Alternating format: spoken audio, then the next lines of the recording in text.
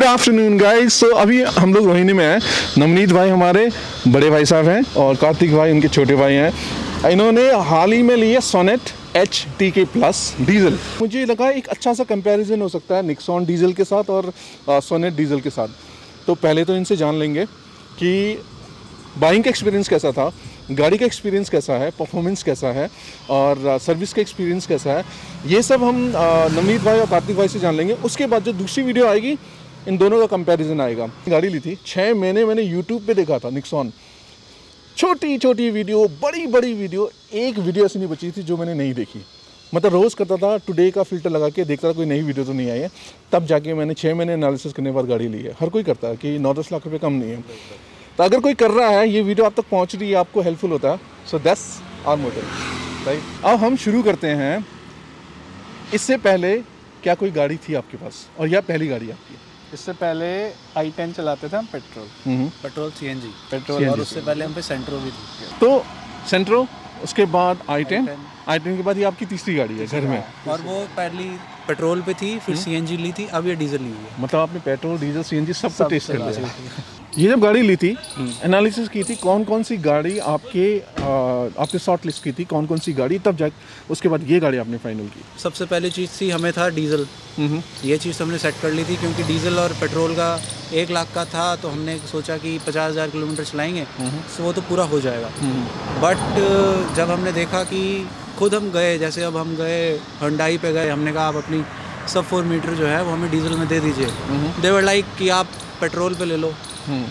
हमने कहा क्यों? कहते ब्रदरली एडवाइस है, आप पेट्रोल पे ले लो। अरे क्यों ले लो भाई? ले लो, डीजल लेनी है भाई, डीजल ही लेनी है कि पेट्रोल? मुझे कल दिल्ली से कहीं लंबा भी जाना है, सो व्हाई वुड आई कि मैं फिर डीजल में क्यों ना जाऊँ?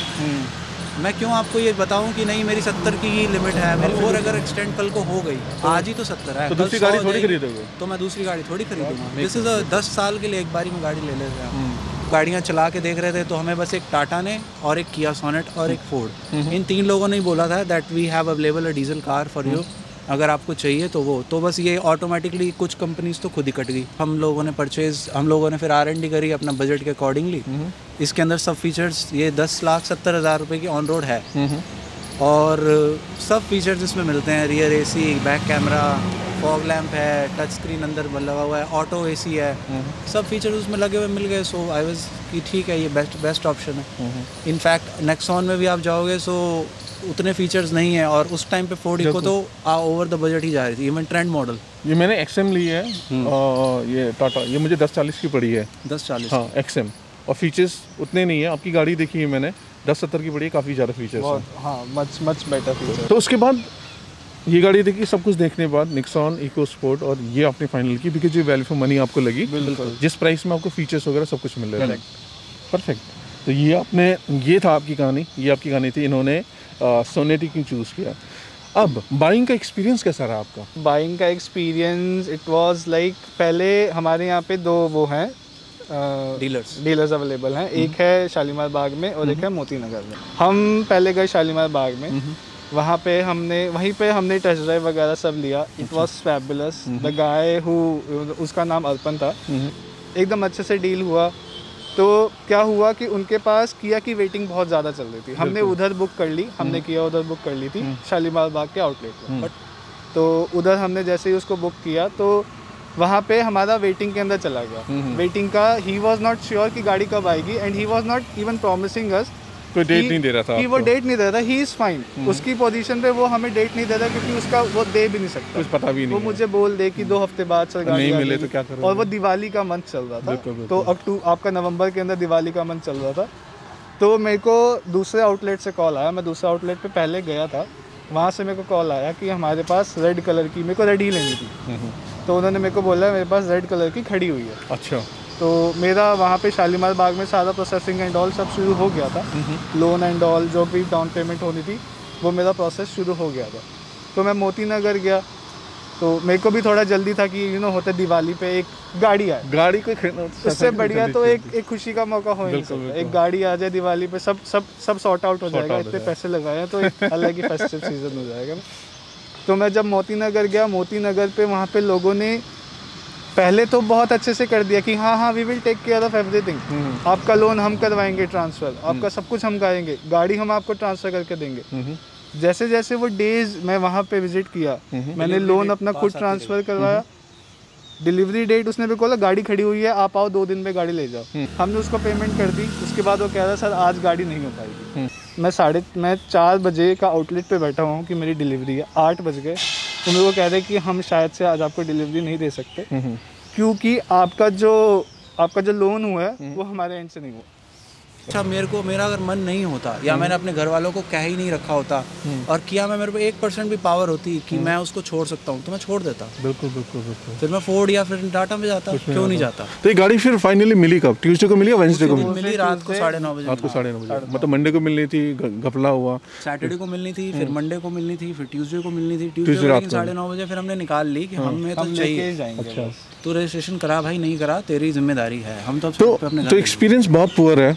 देखो बहुत लोग कहेंगे यार मुझे तो अच्छा लगा, मुझे कोई इशू नहीं हुआ, मुझे आराम से मिल गया था, लेकिन मैं हमेशा कहता हूँ कि अगर एक के साथ बुरा हुआ है तो आपको उस जगह में रख के देखो, अगर वो आप होते तो आपका एक्सपीरियंस कैसा होता। तो हर एक जो एक्सपीरियंस ओपिनियन वो मैटर करता है, तो इस बात को ध्यान में रखिएगा।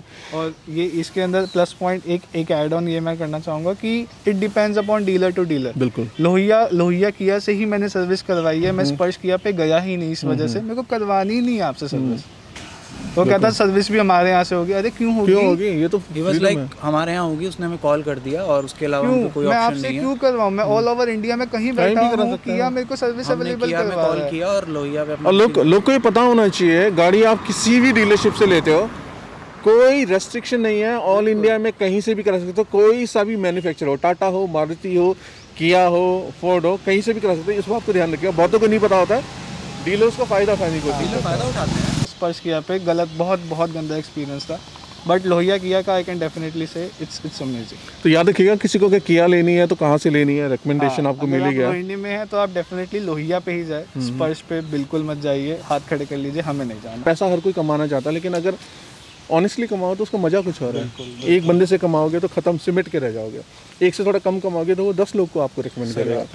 अब किया की गाड़ी की हैंडलिंग, ब्रेकिंग, गियर्स और परफॉर्मेंस, इस बारे में बात कर लेते हैं। फैबुलस है।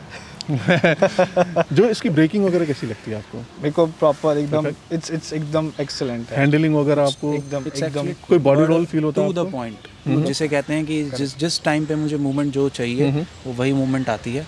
स्टीयरिंग का फीडबैक बहुत अच्छा है। स्टीयरिंग का फीडबैक, इसका रेडियस बहुत आराम से कटता है और गियर एकदम प्रॉपर वो है फिनिशिंग। आपको अच्छा नहीं लगेगा कि आप अजीब सी गाड़ी चला रहे हो। And the best thing is इसके अंदर बिल्कुल भी नॉइस नहीं है। नॉइस एग्जैक्टली, ये तो खासियत है होंडा की है कि आप कोई डीजल गाड़ी चला रहे हो। मैंने टाटा की इंडिका भी चलती हुई देखी है, या फिर मैं सफारी भी बताऊं, और खुद होंडाई की भी जो पुराने वर्जन्स थे वो भी बहुत खराब, वो भी बहुत हिलते थे, बट इसमें तो बिल्कुल भी नहीं होती।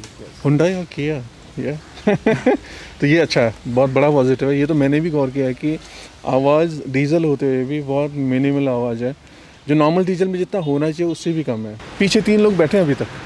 हाँ मतलब अगर मैं बात करूँ कि हम 3 तो साथ में बैठ सकते हैं। हम 3 साथ में हम बैठे भी थे, लेकिन थोड़ा अगर मैं हट जाऊं और डबल अगर हम बैठ जाए तो थोड़ी दिक्कत है, बाकी आराम से बैठ सकते हैं। मेरे जैसे 3 नहीं आ सकते, इनके जैसे 3 बड़े आराम से आ जाएंगे। जैसे 3 तो एक बीच में पानी की बोतल भी आ जाए। और हमने क्या किया था, जैसी गाड़ी आई है, नवनीत भाई, कार्तिक भाई आए थे, तो सबसे पहले मैंने गाड़ी का इंटीरियर देखा, आगे बैठ के देखा, उसके पीछे हम तीनों बैठे थे, नवनीत भाई, कार्तिक भाई, मैं इसमें बैठे थे और निक्सॉन में बैठे थे, ताकि हम लोग जज कर पाएँ कि पीछे जो रियर में कितनी जगह है। इसमें और उसमें 19-20 का अंतर है, वो 20 है तो 19 है, लेकिन याद रखिएगा 2-3 इंच का फ़र्क बिल्कुल नेग्लिजिबल है। विजिबिलिटी आप जब बैठते हो अंदर तो वो कैसा लगता है आपको? तो इसका विजिबिलिटी का मैं ये कह सकता हूँ कि विंडशील्ड जो है इसका विजिबिलिटी कम है as compare to other car. अगर आप नेक्सॉन देखेंगे कि कितना बड़ा विंडशील्ड है और इसका देखिए विंडशील्ड एक्चुअली है कम है, और प्लस इसका जो टच आ जाता है ना रास्ते में, और टच है उसका, आपका रियर व्यू मिरर है, तो उससे थोड़ा सा आपको ऑब्स्ट्रक्शन फील होगा कि मेरे को थोड़ा सा बिल्कुल ऐसा नहीं होगा कि बिल्कुल ही आप ऐसे टेढ़े होके देख रहे हो, थोड़ा सा फर्क पड़ेगा कि या तो मैं थोड़ा ऐसे करके देखूं या मैं थोड़ा सा नीचे होके देखूं कि क्योंकि मेरा रियर व्यू मिरर से मेरे को नीचे है, क्योंकि मेरी हाइट 6 है तो मेरे को थोड़ा सा नीचे होना ही पड़ता है। मेरी हाइट ऊपर चली जाती है तो मैं नीचे देखता रहता हूँ कि कहाँ क्या हो रहा है। फीचर्स प्रॉपर लॉडेड है, कॉस्ट फॉर मनी है। आपको जो फीचर्स वाली बात है कि आपको जो चीज़ मैं इसमें मैंने 1070 में ली है वो मेरे को उसमें कहीं नहीं मिल रही थी, कहीं नहीं मिल रही थी। कंफर्टेबल है, आई लव इट। इंजन के अंदर कोई मेरे को कभी ऐसा कुछ नहीं हुआ कि मेरे को आवाज़ आ रही है। इंसुलेशन प्रॉपर है, आपका जो ग्राउंड क्लियरेंस है वो प्रॉपर है, मैं गड्ढों में बहुत आराम से निकाल लेता हूँ। और पार्किंग के अंदर बहुत इजी है, आप आराम से, इसका जो कैमरा है इट्स रियली ग्रेट, तो पार्किंग इजी हो जाता है, बहुत इजी है। कोई लर्नर होगा वो भी पार्क कर लेता है पीछे देख के, हल्का देखा आराम से क्योंकि तो बड़ा सा स्क्रीन है। और स्टीयरिंग व्हील का इसके अंदर ये है कि स्टीयरिंग व्हील जैसे होता है कि Hyundai की गाड़ियों का स्टीयरिंग व्हील बहुत सॉफ्ट आता है, आप उंगली से घुमा सकते हो उसको अगर आप चाहेंगे तो। इसका स्टीयरिंग व्हील जैसा होना चाहिए वैसा है।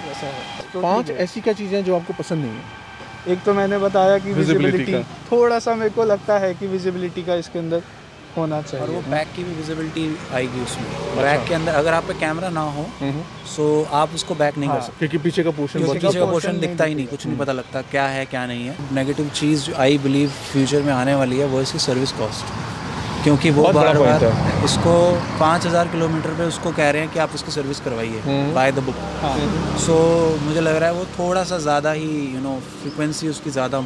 तो नॉर्मली 5000 जनरल सर्विस और 10,000 मेन सर्विस, ये कह रहे हो आप? 5-5 हज़ार पे ही है, 5,000 पे जनरल और उसके बाद 10,000 पे वो। बट स्टिल वो ऐसा होना चाहिए था कि 10,000 किलोमीटर तो डीजल इंजन को क्या होता है, क्योंकि जनरली अगर और गाड़ी की बात करें, डीजल निक्सॉन की बात कर लेते हैं, 7.5 का नॉर्मल जनरल इसका वो आता है, 15,000 पे मेजर सर्विस होती है। यहाँ पे अगर किया की बात करें 15 की जगह 10,000 है। तो ये आपकी जेब पे थोड़ा फटका दिख जाएगा कि अभी तो लोगों ने गाड़ी खरीद ली है, सर्विस कितनी जल्दी नहीं आता, जैसे जैसे आएगा तो लोगों को पता चलेगा कि हाँ इस गोइंग टू बी कॉस्टली, तो वो फटका जेब पे आएगा। तो बहुत अच्छा पॉइंट बताया आपने। और कोई ऐसी चीज़ें आपको लगता है इसमें? इसके अलावा और इसमें नहीं कुछ खास नहीं। लुक इसका आपको कैसा लगता है? लुक इसका फ्यूचरिस्टिक लुक की वजह से तो मेनली है, वंडरफुल फ्यूचरिस्टिक। मुझे भी इसका लुक काफी पसंद है। लुक एक्चुअली में ऐसा लगता है कि लिटरली इट्स मस्कुलर टाइप। बिल्कुल, मैंने जो इसके साथ जब फोर्ड इको स्पोर्ट देखी थी तो एक तो वो उसके सामने पतली लगती है, फोर्ड इको स्पोर्ट ज़्यादा है, इसकी विड्थ ज़्यादा है, ये ब्रॉड है, काफ़ी ब्रॉड है। हालांकि इसका नेगेटिव पॉइंट भी है बट नेगेटिव नहीं है, ब्रॉड गाड़ी तो सभी को पसंद है। जो नाइट की विजिबिलिटी है हेडलाइट्स की वो कैसी है?